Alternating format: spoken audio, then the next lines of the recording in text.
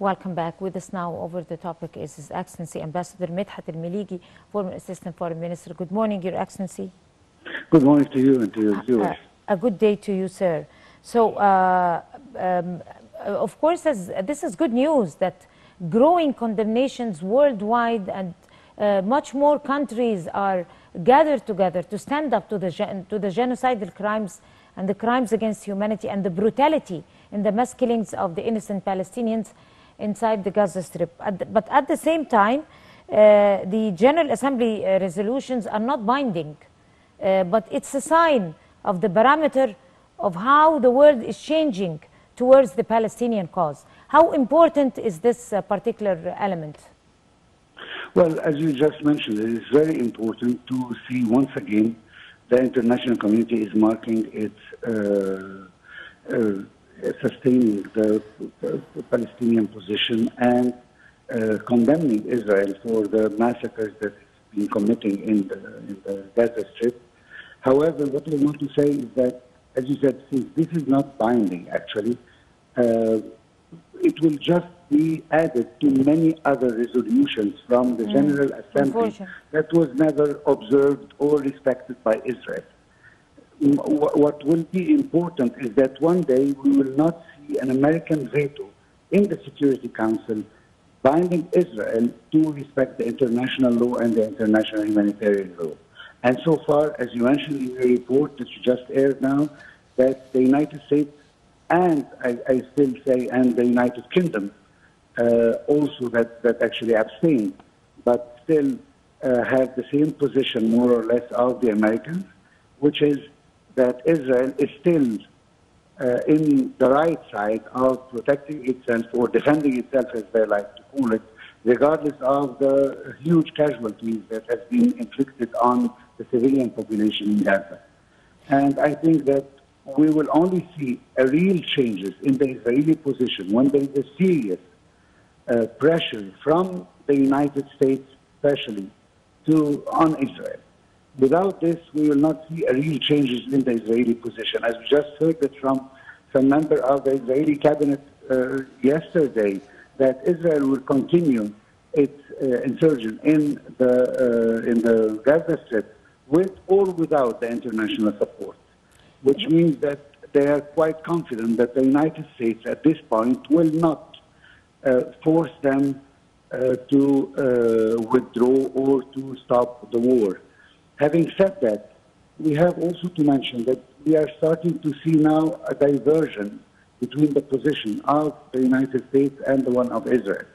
There is changes, and we feel that the American administration is feeling the pressure of the international community on its own. As you mentioned in your report, once again, there is an isolation of the United States vis-a-vis what's going on and permitting Israel to continue its massacres in Gaza. However, this has not been translated into serious pressure, and that's what we are expecting from the United States to be able to finally implement the many resolutions of the United Nations against Israel. We need to put it more clear, Your Excellency. Of course, you speak about that there is not going to be that much of a change on the Israeli side. There will never be a change on the Israeli side because they are terrorists and they are committing genocidal crimes and they know it better. They're not defending themselves. They are committing ethnic cleansing, crimes against humanity, violating international law, defying the whole world and everything. At the same time, the United States, we can see slight difference in the tougher language that is obvious right now by Mr. Anthony Blinken and the US President Joe Biden. However, with the 193 member world body as 153 in favor, 10 against, 23 abstentions, and a few countries on the US side opposing, still we need much pressure on the United States that couldn't come with non-binding resolutions. There might be some other ways to be able to resolve this boiling situation as soon as possible in the form of an economic pressure, a political pressure, or what, some kind of a smarter, more smart pressure and more effective? So Well, how do you read that? Well, the idea is that it's different. I mean, let's our viewers understand the following. The decision taking, for instance, that is taking place in Egypt, for instance, it comes from the national interest of Egypt. And that's how we formulate our foreign policy. However, when it comes to the United States, it's very different. There are what everybody knows as pressure groups. And one of the most important pressure groups are the ones supporting Israel.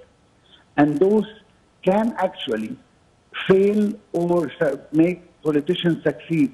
And the politician needs the support of these groups. That's why the decisions of the United States are not usually serving the national interest of the United States, unfortunately. But this is the reality that we have to deal with.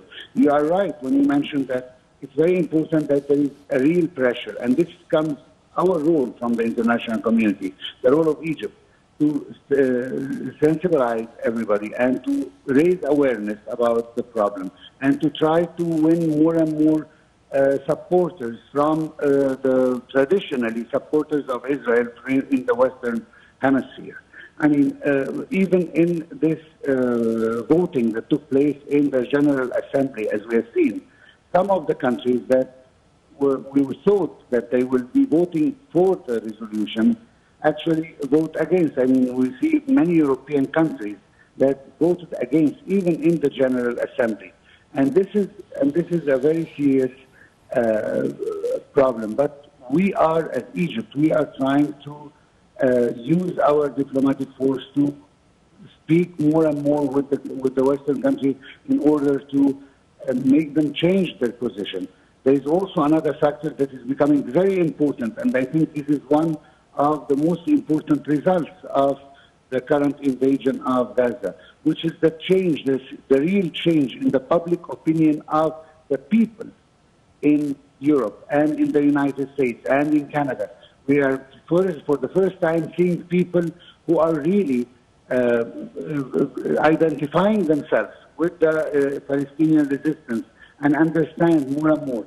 Let's not forget that the media now is not just about TV and radio as traditionally has been. There are other ways to know the truth.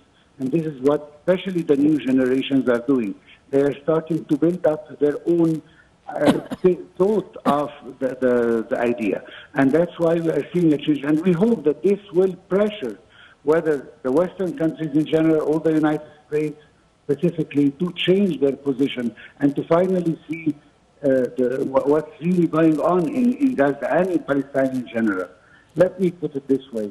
If there is no serious pressure to force Israel to abide by the international law and international humanitarian law, what Israel is suffering from, which is what they call terrorism, or as we call it, resistance movement, will continue going on because there is always going to be occupation. As long as we do not resume the peace talks in a very short moment, then the Palestinians as well as the Israelis will suffer from the consequences of the absence of peace. And the only way to achieve peace is by talking about the withdrawal of Israeli forces from Palestine and having a new state called Palestine that could live peacefully next to another Israeli state, which is the two-state solution. Right. If this will not happen, then we will continue the war.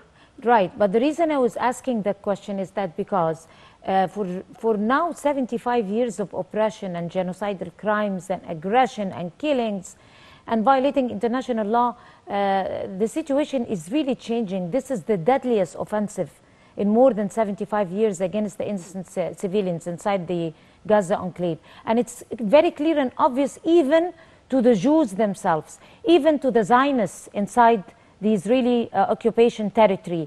Most of the protests that eroded in New York, for example, in the United States are from the Jews.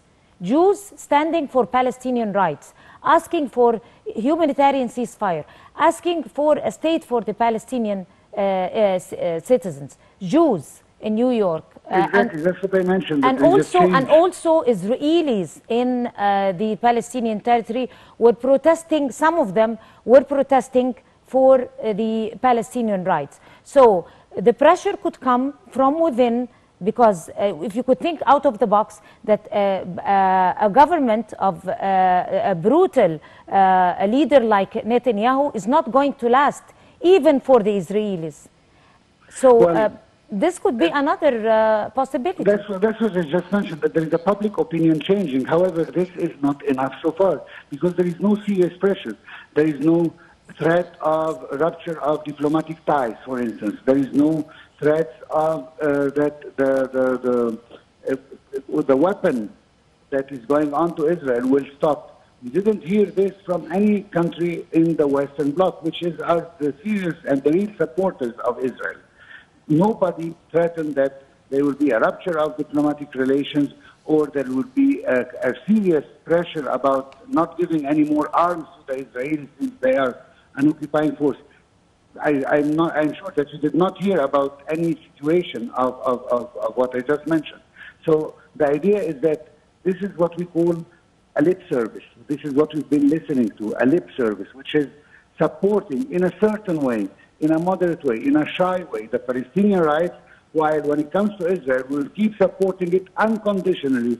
So far, there is still arms going on. Just a few days ago, there is a new arms supply coming from the United States.